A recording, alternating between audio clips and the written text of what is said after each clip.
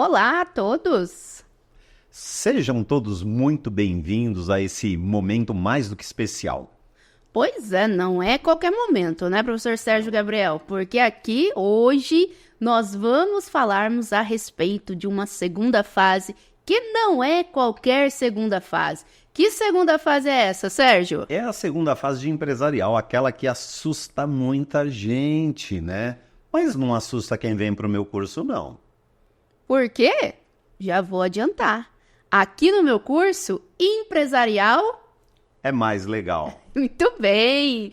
Bom, pessoal, vamos lá. Nós estamos aqui hoje, nós vamos bater um papo, uma conversa mesmo, bem de boa, bem fluida, a respeito da segunda fase de empresarial. Nós vamos aqui, né, trabalharmos elementos, como é que de fato nós temos as questões, as peças, o que esperar de uma segunda fase de empresarial, para que esse vídeo possa aí te direcionar no momento, né, se você estiver em dúvida de qual fase de fato você vai fazer a sua escolha, a opção no momento da inscrição. Sérgio, vou deixar você começar aqui um pouquinho falando aí dos principais temas, se a gente tem bastante, né, questões envolvendo ali leis especiais ou mesmo a legislação geral.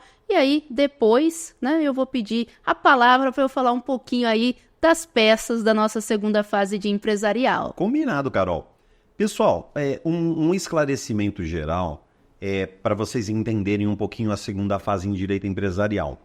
Quando a gente fala na segunda fase, as pessoas às vezes fazem a escolha exclusivamente pelas peças, mas eu diria que o ponto de concentração de vocês deve ser na questão da afinidade. Quando a gente fala da afinidade, uma coisa que é muito importante é você conhecer a legislação pertinente àquela determinada área. E aí as pessoas ficam sempre com aquela preocupação, mas assim, tem um conteúdo muito grande em termos de legislação do direito empresarial? Então, além daquela legislação que é geral, pessoal, no nosso caso específico, Código de Processo Civil, Código Civil, Constituição Federal, a gente tem uma série de leis que são específicas para a área de empresarial, mas não é um volume tão grande de legislação. A gente, claro, tem duas leis que são muito grandes, né? É o caso da Lei de Falência e Recuperação Judicial e da Lei das Sociedades Anônimas, que são leis com 300 artigos. Agora, tirando essas duas, a gente não tem uma quantidade de leis tão grande assim e, consequentemente, nem leis tão longas, o que, de certa forma, viabiliza a sua preparação dentro do tempo que a gente tem normalmente entre a realização da primeira fase e da segunda fase, Carol. Sim, então podemos dizer, né, que a quantidade aí que nós temos de conteúdo é algo totalmente plausível de ser ali analisado. Mas agora eu tô com uma dúvida aqui, Sérgio, eu acho que a dúvida também até do pessoal. Considerando, né, que hoje a gente tem umas questões aí envolvendo todo de tecnologias e tudo mais, a gente tem se deparado aí com questões envolvendo, por exemplo, startup, questões envolvendo aí franquias. Isso também é abordado na segunda fase de empresarial. A FGV gosta de cobrar isso? Sim. Carol, você sabe que assim, a gente tenta conscientizar o aluno um pouco em cima de toda a nossa experiência, né, que nós temos da vivência com o exame de ordem, do que é que a banca gosta de cobrar.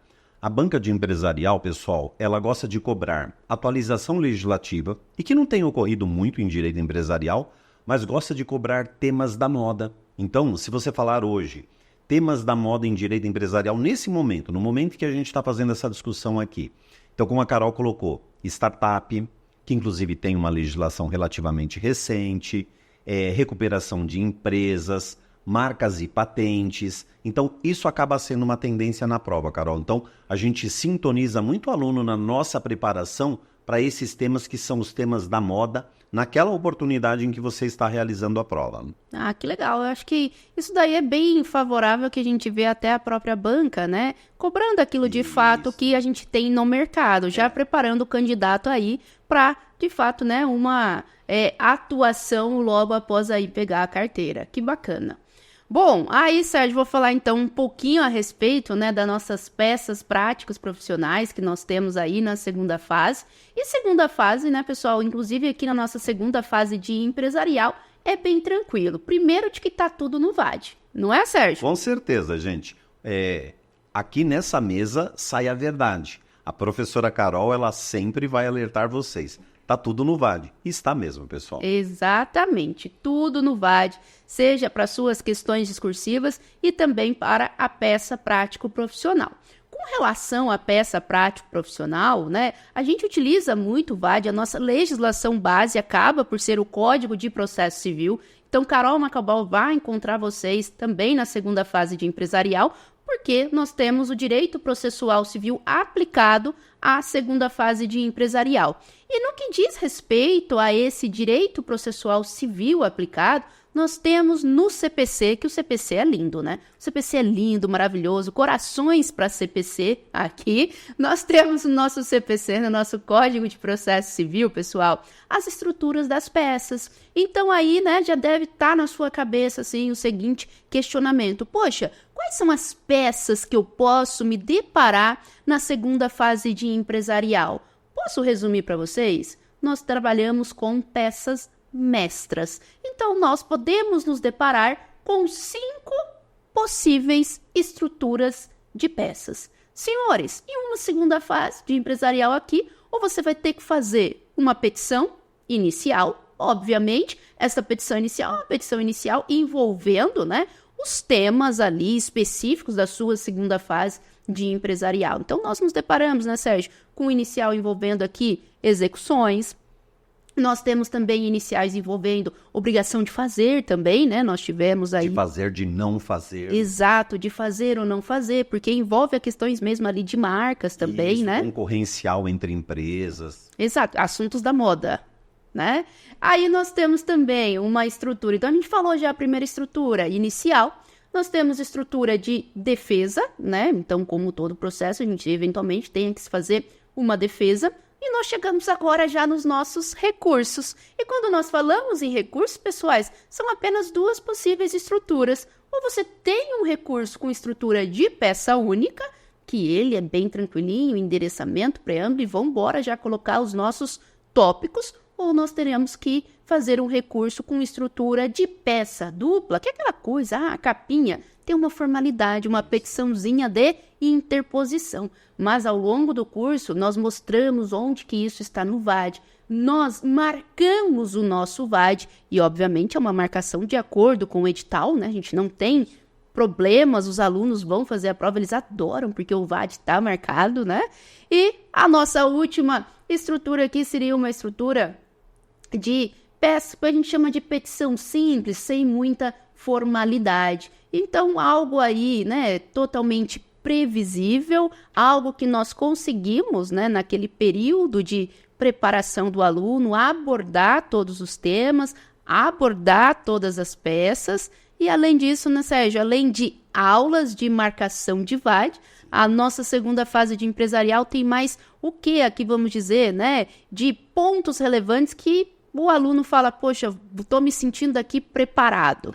Então, pessoal, a gente pegando um gancho nisso que a professora Carol colocou, quando a gente trabalha na teoria das peças mestras, vocês vão ver que toda a estrutura está apresentada pelo legislador. Então, acabe com aquela história assim, são muitas peças, eu tenho medo de cair uma petição inicial que eu nunca vi.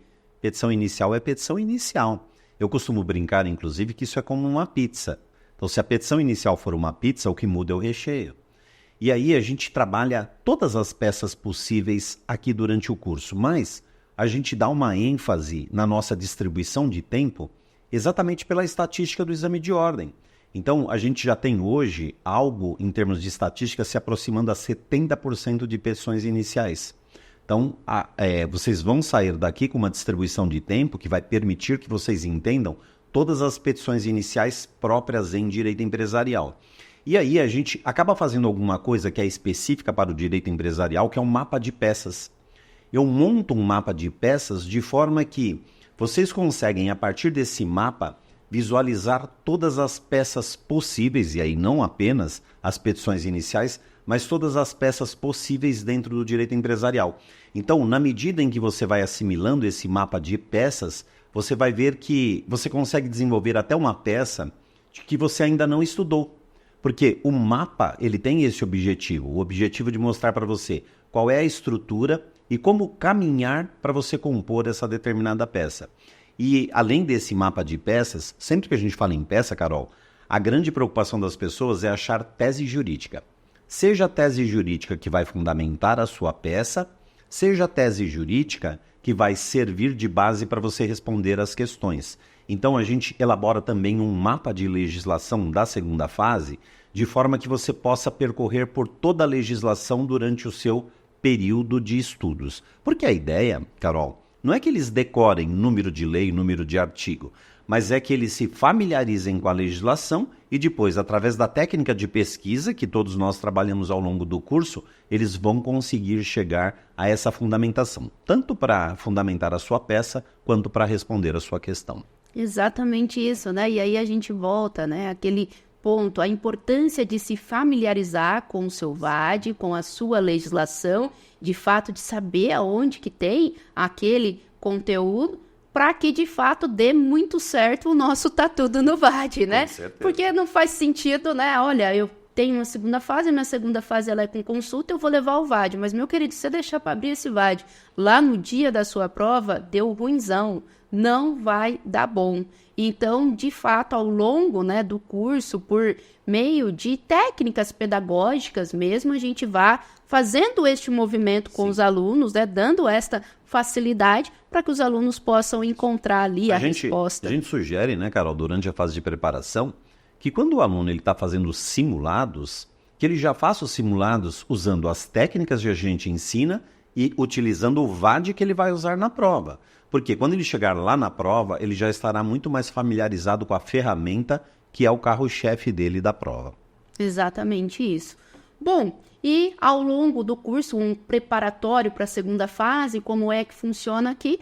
Nós temos, né, Sérgio? A gente tem sim as aulas, nós temos marcação de VAD, mas a segunda fase é prática também, né? E aí nós também temos aqui atividades para que os alunos possam praticar? Sim. Carol, o nosso curso, pessoal, ele consiste assim. Nós vamos ter aulas que têm apenas revisão de direito material. Nós vamos ter aulas que são mistas, que a gente revisa a parte de direito material e trabalha peças. E vamos ter algumas aulas que a gente trabalha exclusivamente peças. Mas a gente entende que só a aula é muito pouco para a preparação de vocês. Então, a gente acaba trabalhando alguma coisa a mais. Então, a gente vai trabalhar seminários ou simulados, a gente vai trabalhar estudos dirigidos, a gente vai fazer provas simuladas, pessoal. Prova simulada é o professor desenvolvendo uma prova, vocês acompanhando o desenvolvimento daquela prova em conjunto, para você entender como você deveria se situar no dia da prova. Então, essas ferramentas são ferramentas que colocam você em uma condição real para o dia de prova. É uma antecipação para aquilo que vai acontecer no dia de prova, para que você chegue lá muito mais preparado do que uma pessoa que efetivamente fez um estudo meramente teórico. É isso aí, bom, então, né, vamos dizer, para que você tenha o sucesso em uma segunda fase, você realmente precisa ter um curso que te prepara mesmo, né? E, Carol, essa coisa de ter um curso que te prepara, e tem uma curiosidade no meu curso que leva alguns alunos a ficarem bravos, pessoal, mas olha que bacana, é que a gente tem uma equipe de simulados. Então, quando o aluno faz o simulado, ele coloca na plataforma do meu curso o simulado dele. Esse simulado vai sofrer a correção pela equipe, uma equipe com 5 professores, vai sofrendo uma correção como se fosse a correção da FGV efetivamente. Então aí às vezes o aluno vê lá a correção, ele fica bravo com a correção que o professor fez, tem aluno que quer recorrer da correção, mas para vocês verem como isso é importante para a preparação de vocês. Exatamente, né? Porque toda essa questão de correção mesmo, nós levamos em consideração os últimos espelhos, qual é o posicionamento da banca, e às vezes o aluno vira e fala, pô, mas aqui, por que não me considerou a pontuação? Olha, porque se fosse lá no dia mesmo da prova, você tinha uma chance muito considerável do examinador não te atribuir essa pontuação. Então vamos aprender a fazer da forma correta para que a gente não corra nenhum risco lá no dia da prova, né? Para vocês terem uma ideia, a gente ensina, inclusive, a decompor o espelho de correção do exame de ordem. Se vocês pegarem provas anteriores, vocês vão ver que toda prova tem um espelho de correção. Porque a partir do momento que você entende o espelho de correção, você entende como a sua prova vai ser corrigida. E se você entender como a sua prova vai ser corrigida, isso acaba influenciando em como você vai elaborar a sua prova. Então, é um curso bastante intenso e completo, pessoal. Entendi. Bom, acho que exploramos todos os pontos, né, Sérgio? Convidamos vocês aí, caso alguém né, fala, poxa, será que eu estou correto escolher empresarial ou não? Será que é muito conteúdo ou não? E o que nós temos, né, Sérgio, que é a possibilidade, sim, de explorarmos todos os conteúdos, e a gente vê uma banca que vem cobrando realmente temas atuais, não é aquelas coisas arcaicas, né? Então, são assuntos que a gente vê no dia a dia, e inclusive, considerando esse posicionamento da banca, nós estamos diante de uma segunda fase que já te prepara para o mercado de trabalho, né? E é bastante legal que a gente encontra os alunos depois que foram aprovados e fala, poxa, o curso me ajuda muito na prática já, eu como advogado, né? As aulas, as peças, os modelos. Então, com toda certeza, empresarial, aqui no meu curso, com a coordenação do professor Sérgio Gabriel, é mais legal. E, pessoal, uma dica para vocês, né? Se você está em dúvida, fazer ou não fazer a segunda fase em direito empresarial. Observem uma coisa, gente. Existe uma coisa de que empresarial é muito difícil. E, de fato, de certa forma, as bancas anteriores contribuíram para isso no passado, gente. Queriam fazer o diferente, mas o diferente gerava dificuldade para os alunos. Mas a gente vem de algumas provas, eu diria pelo menos as 5 últimas provas, que mudou o perfil totalmente. Hoje a prova é uma prova técnica, como qualquer outra, mas é uma prova relativamente tranquila, pessoal. Não tem caído assim peças que não possam ser identificadas ou que sejam confusas. Então, hoje eu diria para vocês que a gente tem uma segunda fase muito justa. A gente vem de 2 anos já seguidos de uma segunda fase em direito empresarial muito justa. Então, vem sem medo, porque aqui a gente vai trilhar o caminho junto com vocês para que vocês cheguem preparados na prova. É isso então, pessoal. Nós já vemos vocês, então, na nossa segunda fase e certamente nos encontraremos aí ao longo das nossas aulas. Combinado, Carol. Espero vocês na segunda fase em direito empresarial. Que é mais legal. Tchau, tchau, gente!